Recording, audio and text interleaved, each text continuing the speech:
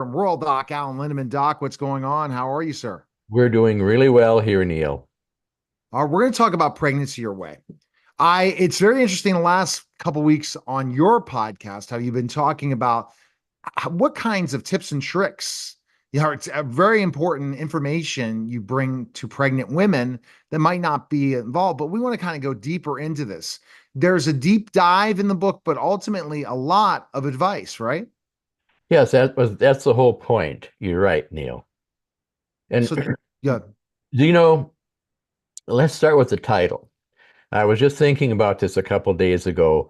We've got Pregnancy Your Way, which is really um, an introduction. It's a permission for our audience to know that we have sovereignty. In other words, we respect them, like I have respected all of my patients.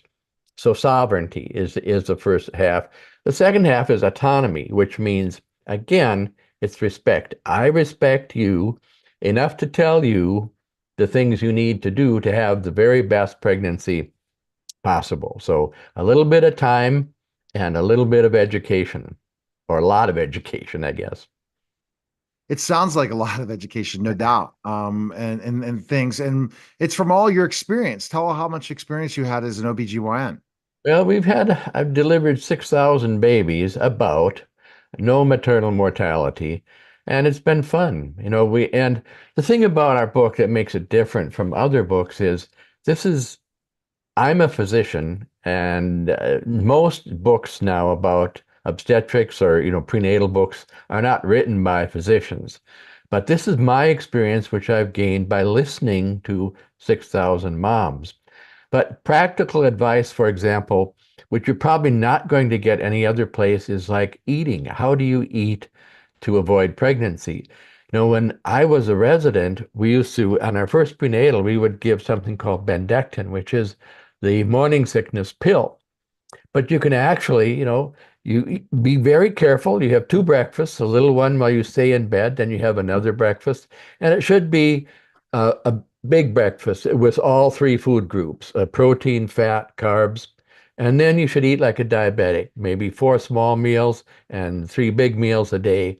And a few other things like don't eat and drive, and be careful about the shower because you're going to have low blood pressure. You might faint in the shower. So things like that, practical advice that you're not going to get any other place.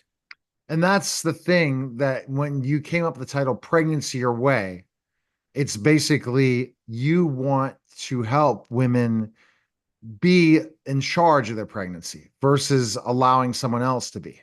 Exactly. And again, this is respect. The respect I showed to my patients and the same respect that goes into our audience, our book audience. All right. Well, and what do you feel was the most interesting thing while researching and writing the book? Well, that's a good question, Neil. Let's see.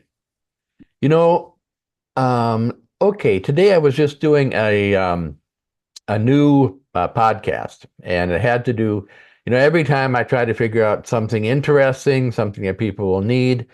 So I did a little bit of investigation about the quad screen, which is a screen.